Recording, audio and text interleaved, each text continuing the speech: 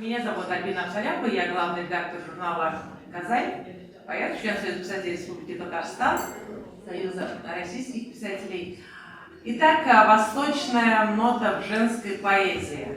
Но для начала мне бы хотелось вообще задать вопрос, извечный вопрос, но снова его поднять: женская поэзия. Что это вообще такое?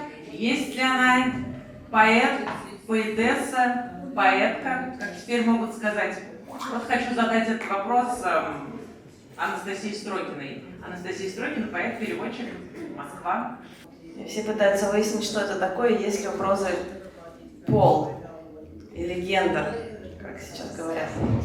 Ну, я приготовила такое небольшое, может быть, не сообщение, а напоминание некоторых имен, значимых для нашей темы, которые говорят о том, что проблема все-таки существует в регионе Востока. Проблема позиционирования женщины, писательницы, поэтессы в пространстве, как к ней относятся, как ее воспринимают, какие трудности она обретает на пути становления себя как писателя, как поэта, как творца. А трудности эти на самом деле есть, насколько я понимаю, но наши гости из Арабских Эмиратов нам сегодня поподробнее об этом расскажут. Но мне хочется, например, напомнить некоторые имена, такие знаменитые, как Лейла Баальбаки, к примеру. Это женщина, которая одной из первых выдвинула вообще идею того, что женщина может быть писательницей в арабоязычном мире, на Ближнем Востоке, условно говоря. Это Асия Джабар, это Сахар Халифе, Фатима Марниси. Их достаточно много, Каваль Эль-Саадави. И все эти женщины-писательницы обращаются к теме трудностей в бытовании женщины как писательницы на Ближнем Востоке. Это очень важная тема, и вообще поэзия, насколько я понимаю, и проза на Дальнем Востоке зачастую концентрируется не на женской, я имею в виду, не на том, что я тебя люблю, ты меня не любишь и вот так далее, а именно на месте женщины в этом мире. Это очень философские размышления, очень глубокие. К сожалению, очень мало переведено, и в небольшом количестве это пока доходит до русскоязычного читателя, до татароязычного в данном случае. Но я надеюсь, что все это будет исправлено. И мне бы, не знаю, может быть сейчас или попозже, я хотела прочитать перевод, который вчера был показан на экране, но мне хочется, чтобы вы послушали, как звучит поэзия, чтобы Шейха прочитала на арабском, и я бы прочитала на русском перевод ее стихотворения, и вы услышите, какие трудные темы поднимают женщины в современной поэзии Востока. Привыкли мы говорить, что Восток – дело тонкое, и сразу мы понимаем, что это там что-то про какие-то отношения, но сейчас ситуация меняется, и на самом деле женщины – это пионеры философского осмысления жизни становятся. И женщины-поэтессы Ближнего Востока – это настоящие философы, мне кажется. Шейха Аль-Мутаири, поэт. I don't believe in saying like this is for men and this is for women. We can all express our feelings and we can all say something in this world. Because if I believe that I'm a woman and I just will write about myself or about my feelings or just very personal poems, I will not reach anywhere. I'll stay in my place. Yeah, woman maybe cares about the details, especially. For me, especially, I was thinking when I was a child that it's prohibited to be a poet. Why? I was thinking that maybe my father would not let me go and say whatever I would like to say, because I thought that poetry is love and love is poetry. This is it. Okay. We don't have anything else. But then I found out that it's totally different. You can say everything by poetry. You can feel by others in poetry. You can say a lot of, valuable things in poetry. You have a lot of things to say. It's not just love. But even when I wrote something about love, I was looking to my father's face. Is he fine with it? He will kill me, he will say something, he will... But he was clapping for me. And I told him, listen, father, this is poetry. Nothing is real. It's just, a poetry. And he said, no, I'm so proud. And he took my poems and, gave it to his friends. And he told them that my daughter is writing poetry. Imagine. So I said, whoa, it was so easy. Why I was hiding my poem. And then I discovered that we have a lot of poets, women poets. And tried to ask myself, what's the difference? I don't think that there is much differences between both of them, because it's about your heart. If you have a pure heart, you will write poetry. If you was male or female, it's nothing to do with this. But let me tell you something. In our country, a lot of people, they don't know that we have a poet. She was living in the 16th century. And she was the daughter of a very famous poet in UAE's history. The name of the father was Ibn Tahir, and the daughter is Afra or May or Selma. We have 3 names for her. So some people thought that her father killed her, or tried to kill her, or tried at least to cut her tongue, to not say anything, because he was feeling jealous of her daughter. But the truth that he was encouraging his daughter to write poetry, and he was so proud with this daughter. So at least we have a poem or a poem and a half from her poetry. So this is just to say that some people thought that Emirates is like, a closed country, no one can say anything, especially women. And when we travel, everyone asks, what are you talking about in your poetry? What can you say, and what are your limits? Yeah, we have limits for sure. And we are happy with these limits. We are not sad, we are not feeling that we are in a cage. We have some limits which will let us be safe and let us feel that we are princess in poetry. And you have to be yourself. And I think, yes, our country is encouraging us, especially, for example, in Sharjah, our ruler, Sheikh Sultan Al-Qasimi, he awarded me, like the first woman to be awarded in the Arabic Poetry Festival. I was so proud to be the first woman to be awarded in this festival. I think, yes, we are happy to be a poet, not a female poet.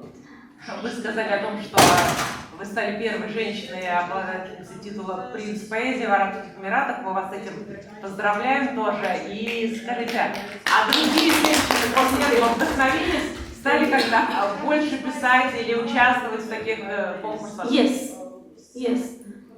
Let me be honest. Before maybe 10 years, I was thinking that no. Only Sheikha on the stage. No one else can share with me the stage. But after that, I felt that was wrong. I tried to act to be a good person, and I like it. So now I'm encouraging everyone to participate. كفنت أحلام الصغار المتعبين من الطفولة والبراءة والرغيف اللا يجيب يعيث برأسهم يقتات أعينهم ويسهر 1000 عام زمن يعيث برأسهم زمن الظلام. من أين يكبر طفلهم وبأي مدرسة يموت؟ دق الجرس، دقت قلوب الخائفين، ستعود حافلة لذاك الحي. كم حي بها ستعود تجلس قرفصاء الموت ثم تمد أرجلها قليلا. لا أم تنتظر البقايا من صغار العائدين، لا أم تسأل إن تأخر طفلها عن بيته، لا أم، فالدار العقيمة ودعتها بعد أن دق الجرس. من أين نأتي بالغيوم لكي نعيش؟ من أين نأتي بالتراب لكي نغطي موتنا؟ الأرض في زنزانة كبرى تدور، كل سيجري مستقرا للفناء، وأنا هنا بعض الفناء، وأنا هنا كل يدور، ومستقري حفنة من ترب من كانوا هنا. هل في القصيدة أي ذاكرة لنا؟ يا أنت كفني ببعض الماء كي أحيا خرافة من إذا ذكر الهوى يوما نسوني. لا تتبعوني، إن كتبت قصيدة أخرى فإني كفنت أحلام الكبار وكتبت قرب فمي حصار.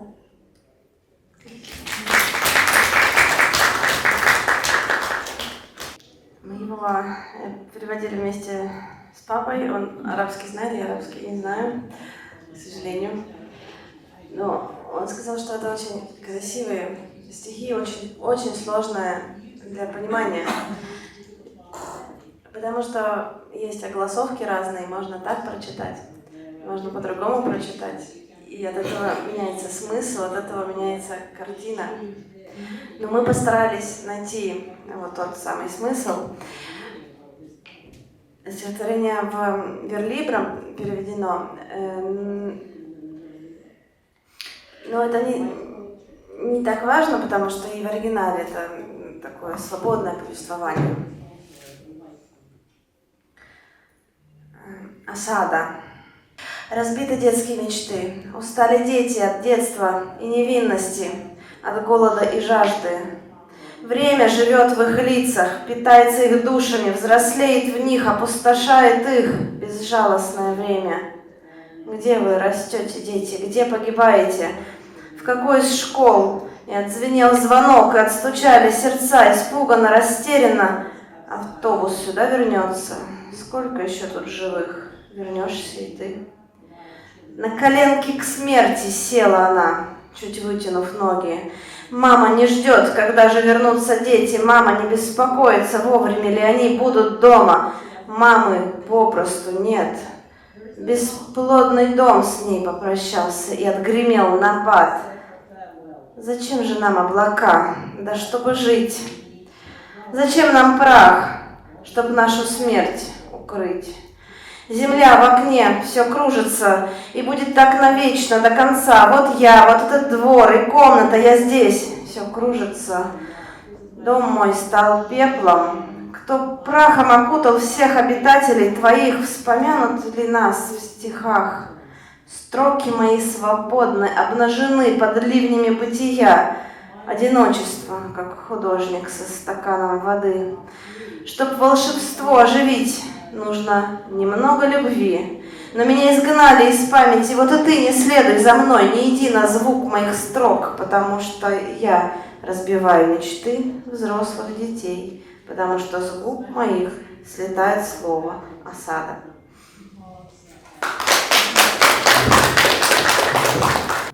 Екатерина Волгина.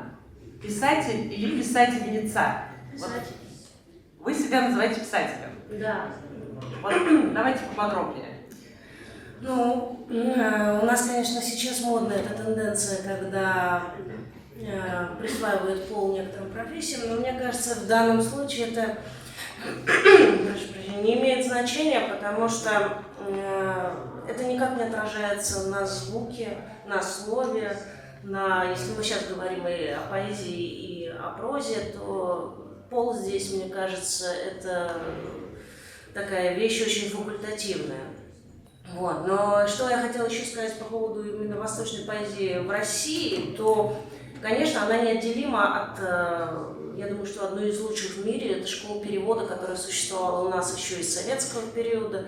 И все мы знаем пример замечательной поэтессы Анны Ахматовой, когда в 1946 году ее исключили из Союза писателей за то, что она пишет упаднические стихи, и вообще это никак не совпадало с идеологией.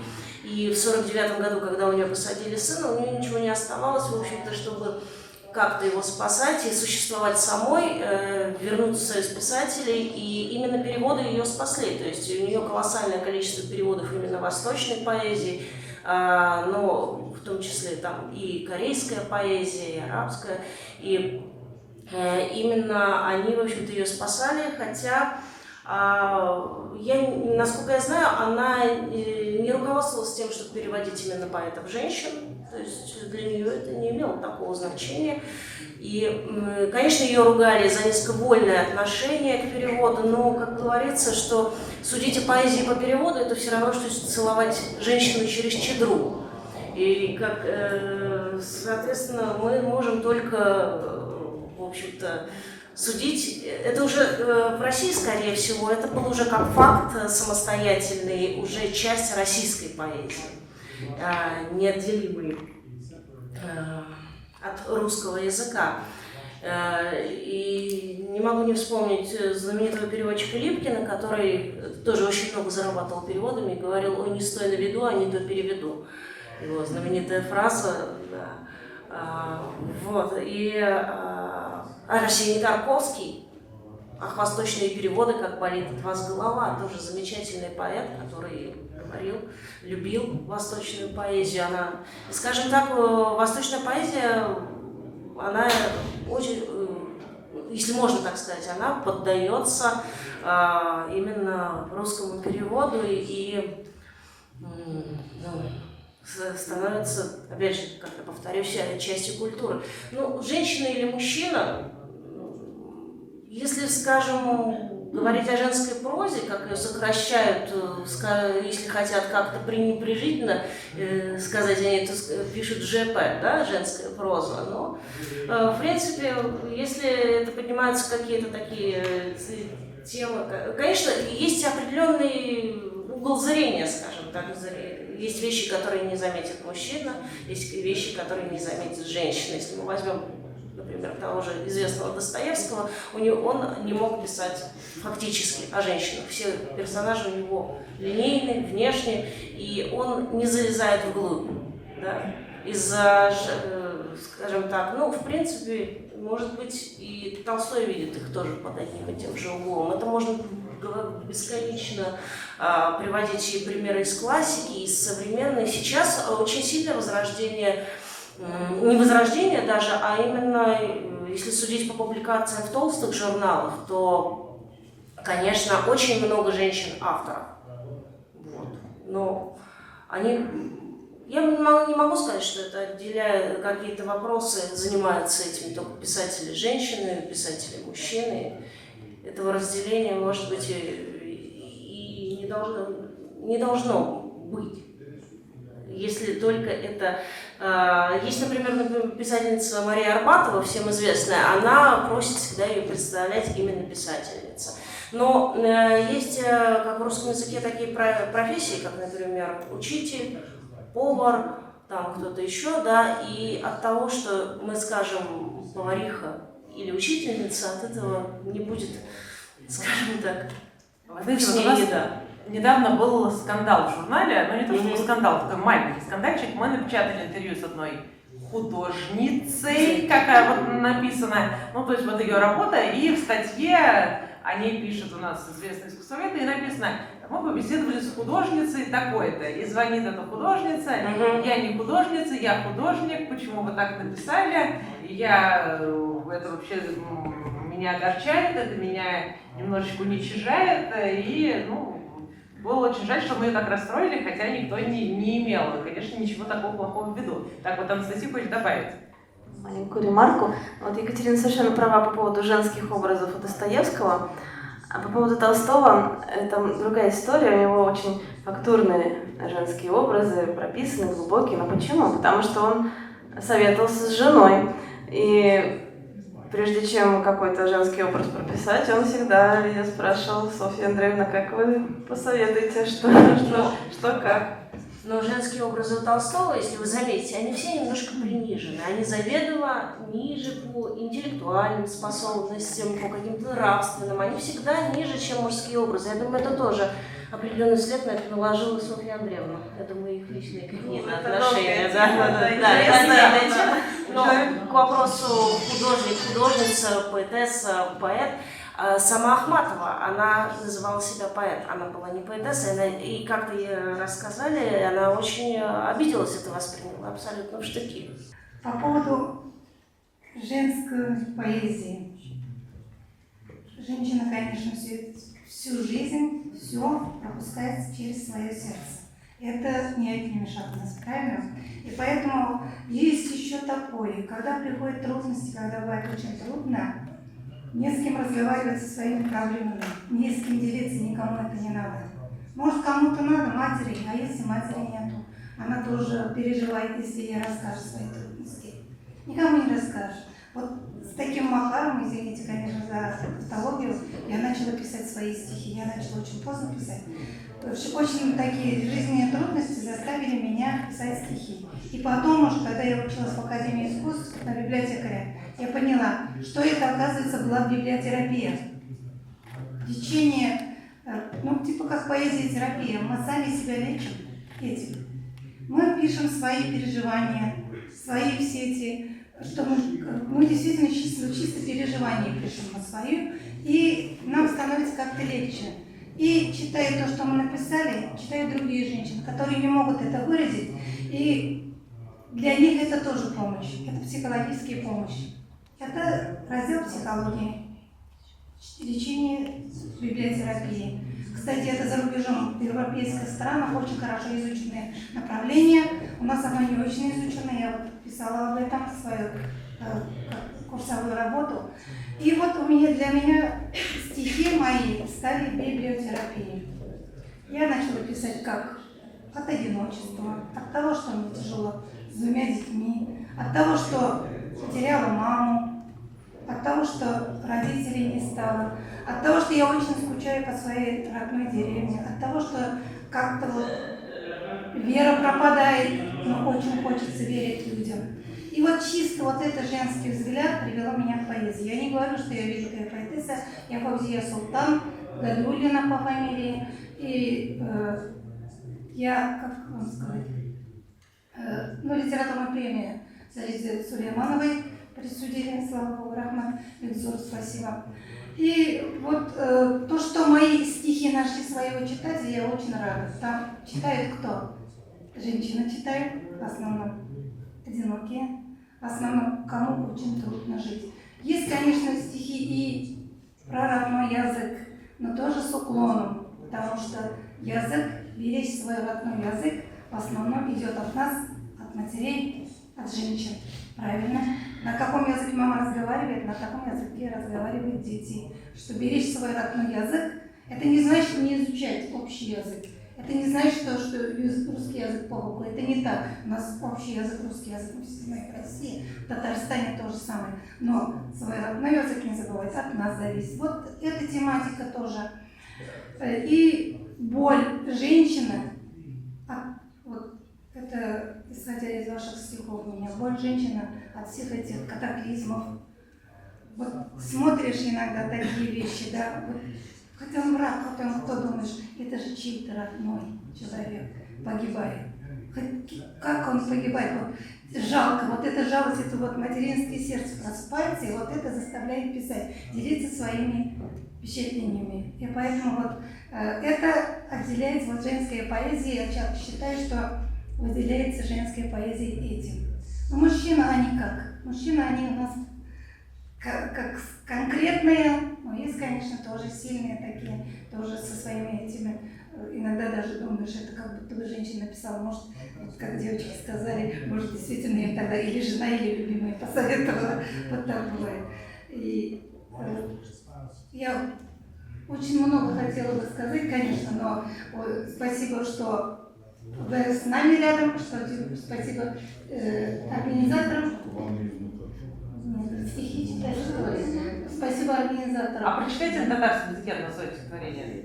Не все ведь слышали еще, как звучит татарская поэзия именно в оригинале.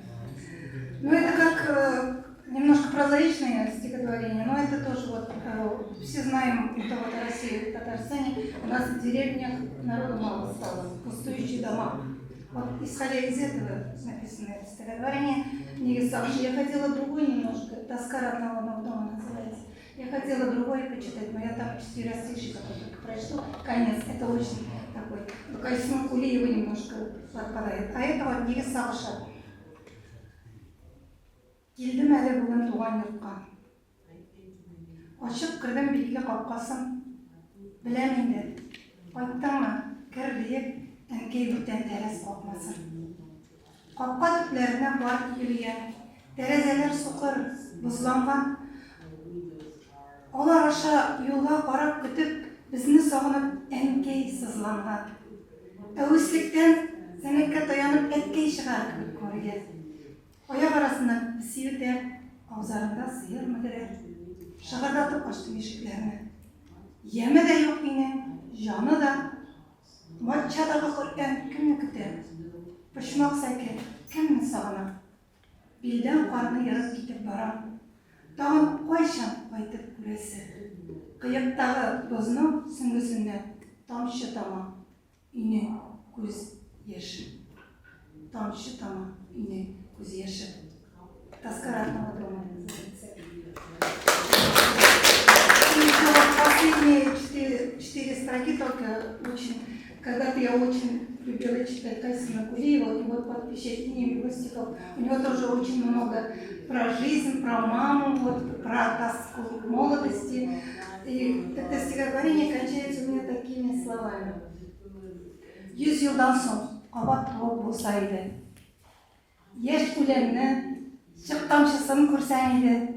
Қырмызқаны атлап өтіп, ғашиқларны сескендірмей орманның саф һавасынан исергенше йөрсәң еді. Әйтсәң еді, ұялмағыз бар ғашиқлар. Бұл орында мен де болдым. Қазір мен қыш, көкте бұлыт мен. Қышқайларым шет етмәгіз. Сізнің білән мен де сайрайым. Зәңгәр көкне, жерне, соны һәм кояшны мактап җырлыйм. Ялгызлыкны эзлим урман ешлыгында. Сагышларым шатлыктан да татлы миңа. Сайрар кышның йөрәк тибешен ишетәм. Ямьле язда кыштай шулай очып үтәм, киләчәккә хәер-фатиха итеп китәм. Бездән соңда җир йөзендә чәчәк атып җимеш бирсен һәр үсемгә. Яшелләнсен урман кырлар, агачларда кош сайрасын.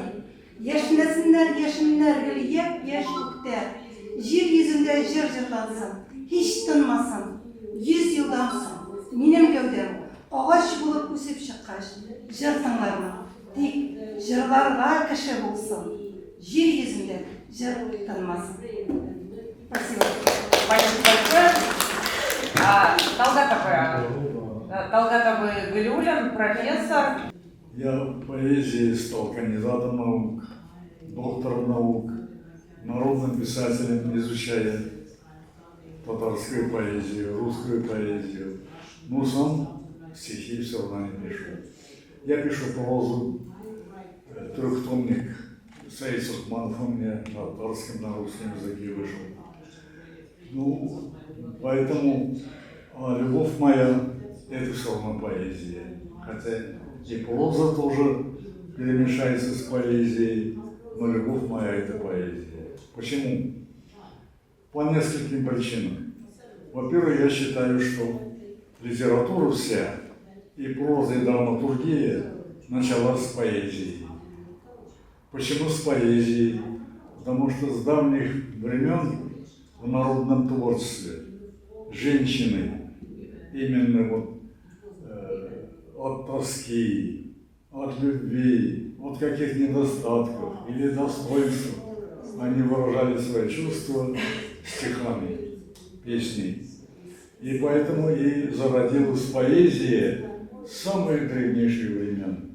И поэтому, когда поэзия уже стала профессиональной, конечно, она опиралась на фольклор. И сейчас, сегодня, даже современные поэты обойтись без фольклора, без народного творчества, без самых первичных мотивов стиховых не могут. Поэтому, скажем, вот татарская поэзия была очень сильной. Саджида Сулейманова, Лена Шакирзян, Клара Булатова, Люша Зайнашева и многие-многие, вошедшие в классику нашей мировой литературы. И поэтому и русской поэзии то же самое. Знаете, русской поэзии, хотя и тоже древние, но она во многом обязана татарской поэзии. Анна Ахматова, знаете, своими корнями идет в татарский мир. И вот возьмите любой сборник стихов русских поэтов, лириков, начинается с кого? С Державина. Он татарин, его родная деревня до сих пор живет, это крещенные татары. И поэтому русская лирическая поэзия начинается с Державина, с татарского поэта. Ну, я не хочу сказать, что татарская поэзия оказала большое влияние на русскую поэзию. Они рядом шли, соприкасаясь. И потом, значит, татарская поэзия никогда не отрывалась от корней, от древнетюркской поэзии, от азербайджанской, узбекской, монгольской, других, вот, и знаете. И вот поэтому в этой содружестве и, конечно же, татарская поэзия и росла, и сейчас растет. Конечно, вот проблема перевода сегодня, кстати, поставлена. Потому что любая поэзия, она, естественно, не совсем довольна переводом. Почему? Потому что то, что, скажем, у меня на душе, как бы переводчик был хороший, как бы он, скажем, вникал в мою душу, но он все равно то, что я хочу сказать поэзией, переводчик не может перевести. Согласны? Вот поэтому я всегда считаю, что, конечно, перевод должен быть, но однако перевод, любой хороший перевод не может заменить настоящую поэзию. Это мое убеждение, как большого знатока татарской поэзии и всей мировой поэзии. Так, а вот с Но, вами не согласна. однако это не значит, что переводчики не должны соперничать с поэзией. Ладно, перебиваю. Иногда перевод бывает лучше оригинала. Зачем перебиваете мои мысли? Я к этому и хотел пройти. Ну ладно. Вот жена считает уже, что мне там сложно. И вот что я хочу сказать. Вот я сегодня слушаю язык и других народов. Вот девочки очень. По глазам вижу, они поэты настоящие. Поэты настоящие вот рядом сидят. Поэтому я очень доволен, что мы сегодня вот собрались одной семьей. Одной семьей вот так идти, в будущее надо идти. В будущее сохранять вот родственные души. Они ведь вложены нам в крови уже. Любой ты, скажем, любой языком не владеет. Любой, скажем, богатством не владеет. Но все равно родственные души, они заложены материнским молоком. Вот это нам и сохранить надо. Doğru нәрсе тәскилә. Ямагат сезгә барза бик зур рәхмәт. Татар җире сезне яратып кала. Татар шигърияте сезне яратып кала.